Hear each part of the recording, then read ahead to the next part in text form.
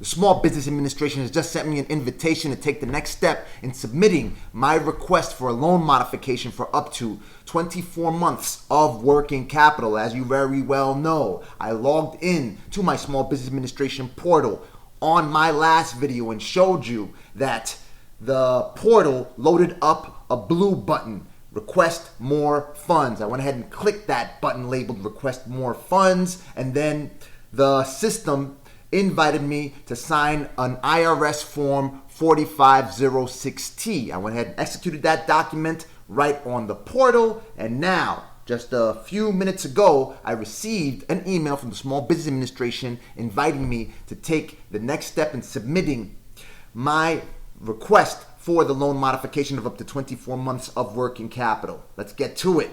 And you automatically get, I had logged in already, apparently.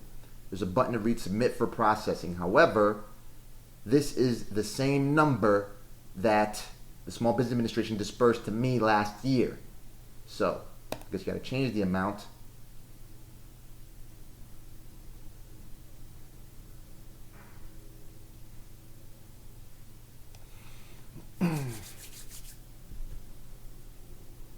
Loan mod, and here goes the sliding scale.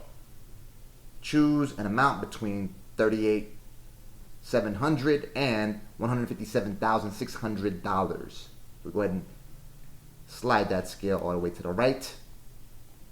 This is something you do have to pay back at 30 years, in 30 years, at 3.75 interest monthly for a payment amount of $790.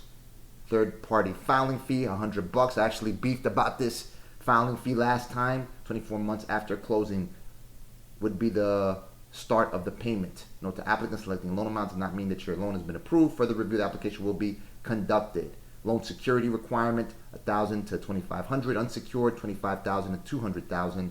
Loan secure with all business assets, $200,000, one and above. Click accept.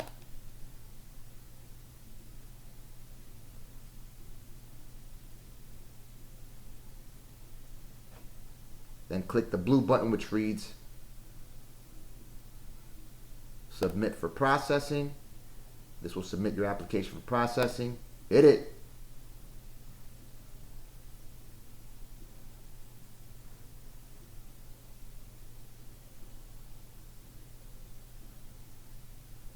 Your loan modification is being processed.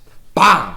As I told you on my last video, I filed for an increase to my economic injury disaster loan back in July of 2020 because the Small Business Administration had not dispersed an EIDL equal to 6 months of working capital. They went ahead and approved that for over 15 grand and dispersed the funds over to my account. Then I told you that the Small Business Administration sent me an invitation. Remember, you had to send that email over to COVID EIDL increase requests at SBA.gov. Now, as my initial request for an increase to my economic injury disaster loan that I submitted back in July took a couple of months for the Small Business Administration to respond, I contacted my congressional representatives by locating them at govtrack.us/congress/members/map.